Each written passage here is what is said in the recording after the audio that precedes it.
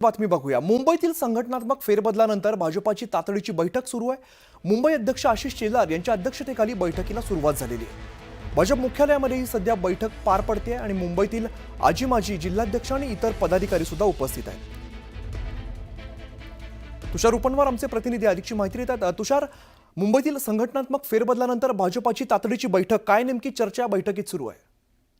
मुंबई महानगरपालिका निवडणुकीच्या पार्श्वभूमीवरती मुंबई भाजपा अध्यक्ष आशिष शेलार यांच्या नेतृत्वामध्ये नुकत्याच भाजपामध्ये ज्या संघटनात्मक बदल झाले, नवे जिल्हाध्यक्ष नेमले गेले, ते जिल्हाध्यक्ष आणि माजी जिल्हाध्यक्ष या सर्वांच्या उपस्थितीमध्ये मुंबईतल्या आराखड्या संदर्भातली बैठक सुरू आहे।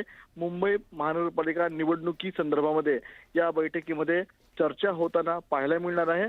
कारण की मुंबई महानगरपालिका निवडणुकीचं बिगुल वाजल्या कारणामुळे भाजपाला मुंबई महानगरपालिकेमध्ये आपला भगवा झेंडा फडकवायचा असेल तर कशा प्रकारे रणनीती आखायची आहे, या संदर्भात मुंबई भाजपा अध्यक्ष आशिष शेलार यांच्या नेतृत्वामध्ये आता या बैठकीला सुरुवात झालेली आहे। या बैठकीमध्ये आज नेमकी कोणत्या बाबींवर चर्चा होते याकडे सर्वांचं लक्ष लागल्याचं पाहायला मिळतंय। आता मुंबई अध्यक्ष आशिष शेलार असतील किंवा माजी जिल्हाध्यक्ष, नवे जिल्हाध्यक्ष या संदर्भात या बैठकीमध्ये चर्चा होईल।